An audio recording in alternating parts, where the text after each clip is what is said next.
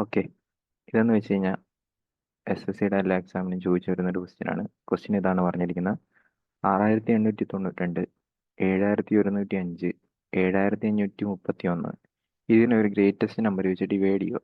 അപ്പോൾ ഓരോ കേസിലും റിമൈൻഡർ y ആണ് വരുന്നത്, അതായത് സെയിം റിമൈൻഡറാണ് വരുന്നത്. അങ്ങനെയാണെങ്കിൽ x-y വാല്യൂ എത്രയാണ് ചോദിച്ചിരിക്കുന്നത്. ഓക്കെ, ഈ ഒരു ക്വസ്റ്റ്യൻ ചെയ്യുന്നതിന് മുമ്പ് ഒരു എക്സാമ്പിൾ നോക്കാം. എക്സാമ്പിളായിട്ട് ഞാനിപ്പോൾ എടുക്കുന്നതെന്ന് വെച്ച് കഴിഞ്ഞാൽ 7, 12, 22 ഇതിൻ്റെ എല്ലാം പ്രത്യേകത തന്നെ ഇതിനെല്ലാം 5 വെച്ച് ഡിവൈഡ് ചെയ്യുമ്പോൾ 2 റിമൈൻഡർ വരും. 5 വെച്ച് ഡിവൈഡ് ചെയ്യുമ്പോൾ 2 റിമൈൻഡർ വരും. 7ന് 5 വെച്ച് ഡിവൈഡ് ചെയ്യുമ്പോൾ 2 റിമൈൻഡർ വരും. 12ന് 5 വെച്ച് ഡിവൈഡ് ചെയ്ത് കഴിഞ്ഞാൽ 2 റിമൈൻഡർ വരും. 22ന് 5 വെച്ച് ഡിവൈഡ് ചെയ്ത് കഴിഞ്ഞാൽ 2 റിമൈൻഡർ വരും. ഓക്കെ, ഈ നമ്പേഴ്സിനെ നമുക്ക് ഈ തന്നിരിക്കുന്ന ക്വസ്റ്റ്യൻ പോലെ അറേഞ്ച് ചെയ്ത് കഴിഞ്ഞാൽ എന്ത് വരും? വെൻ 7, 12, 22 7നും 12നും 22നെയും 5 വെച്ച് ഒരു ഗ്രേറ്റസ്റ്റ് നമ്പർ വെച്ച് ഡിവൈഡ് ചെയ്ത് കഴിഞ്ഞാൽ സെയിം റിമൈൻഡർ വരണം. അങ്ങനെയാണെങ്കിൽ നമ്പരും റിമൈൻഡറും എത്രയാണെന്നല്ല ചോദിച്ചിരിക്കുന്നത്.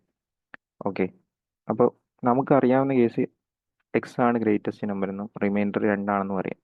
പക്ഷേ ഈ നമ്പർ എന്നിട്ട് തിരിച്ച് എങ്ങനെ പോകും എന്ന് ചോദിച്ചു കഴിഞ്ഞാൽ ആദ്യം ചെയ്യേണ്ടതെന്ന് വെച്ച് കഴിഞ്ഞാൽ ഇവർ തമ്മിലുള്ള പരസ്പരമുള്ള വ്യത്യാസം എടുക്കുക.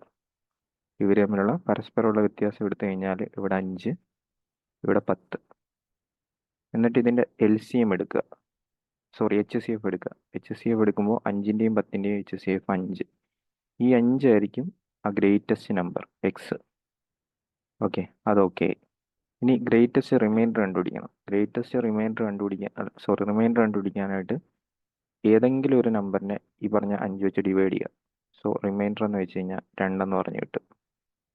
ഓക്കെ, അപ്പോൾ അതായത് നമുക്ക് ക്വസ്റ്റ്യനിൽ നിന്ന് നമ്മൾ തന്നെ ഉണ്ടാക്കിയ ക്വസ്റ്റ്യൻ ആയതുകൊണ്ട് 5ഉം 2ഉം ആണെന്ന് നമുക്ക് ഓൾറെഡി അറിയാം. പക്ഷെ ഇത് തന്നിട്ട് നേരെ തിരിച്ചു പോകുന്നത് എങ്ങനെയാണെന്ന് ചെയ്ത് 7, 12, 22 ഇത് തമ്മിലുള്ള പരസ്പരമുള്ള വ്യത്യാസം എടുത്തിട്ട് നമ്മൾ എന്ത് ചെയ്യും?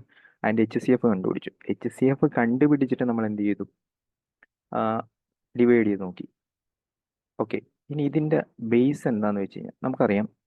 നമുക്കിപ്പോൾ ഓൾറെഡി മനസ്സിലായി 5ആണ് ഗ്രേറ്റസ്റ്റ് നമ്പർ എന്ന് മനസ്സിലായി. ഇതിൻ്റെ ബേസ് എന്താണെന്ന് നോക്കാം. 2ആണ് റിമൈൻഡർ എന്ന് മനസ്സിലായി. ഇതിൻ്റെ ബേസ് എനിക്ക് 5, ഈ പറഞ്ഞ 7ന് 5 + 2 എന്ന് എഴുതാം. ഇതിനെ 10 + 2 എന്ന് എഴുതാം അല്ലേ? ഇതിനാണെങ്കിൽ 22 + 20 + 2, അതായത് ഈ 2 എന്ന് വെച്ച് കഴിഞ്ഞാൽ കോമൺ ആയിട്ട് വരുന്ന റിമൈൻഡർ. അപ്പോൾ ഞാനിത് പരസ്പരമുള്ള ഡിഫറൻസ് എടുത്തു കഴിയുമ്പോൾ എന്താ പറ്റുന്നത്? ഇത് പോകും, അതായത് അവർ തമ്മിലുള്ള ആ കോമൺ ആയിട്ടുള്ള ഡിഫറൻസ് പോകും. ഓക്കെ, ബാക്കി ഇവിടെ വരുന്നത് എന്താണ്? ഈ പറഞ്ഞ നമ്പേഴ്സിൻ്റെ ഡിഫറൻസ് ആണ്. നമ്മൾ പറഞ്ഞ ഗ്രേറ്റസ്റ്റ് നമ്പറിൻ്റെ മൾട്ടിപ്പിൾ ആണ് ഇവിടെ വരുന്നത് അല്ലേ? ഇവിടെയും അതുപോലെ തന്നെ. ഇവിടെ ഈ 2 ഡിഫറൻസ് എടുത്തു കഴിയുമ്പോൾ ആ എന്ത് പോകും? റിമൈൻഡർ പോകും. ബാക്കിയുള്ളത് ഈ പറഞ്ഞ നമ്പറിൻ്റെ മൾട്ടിപ്പിൾ ആണ്. ഓക്കെ, ഇനി പരസ്പരം കുറച്ച് കഴിയുമ്പോൾ ഇവിടെ എക്സ്ട്രാ ഒരു 5 ഉണ്ടായിരുന്നു, അത് പോയി. ഇവിടെ എക്സ്ട്രാ ഒരു 10 ഉണ്ടായിരുന്നു, അത് പോയി. ഇനി ഇതിൻ്റെ HCF എടുത്തു കഴിയുമ്പോൾ നമുക്ക് എന്താ വരുന്നത്? ആ ഗ്രേറ്റസ്റ്റ് നമ്പറാണ് കിട്ടുന്നത്. ഓക്കെ, അതാണ് അതിൻ്റെ ബേസ് ആയിട്ട് വരുന്നത്. ഓക്കെ, ഇനി അടുത്തത് 6, 8, 9, 2, 7, 1, 0, 5, 7, 5, 3, 1. ഓക്കെ, നമ്മൾ നേരത്തെ പറഞ്ഞ പോലെ തന്നെ ഡിഫറൻസ് എടുക്കുക. എത്ര വരും? 213.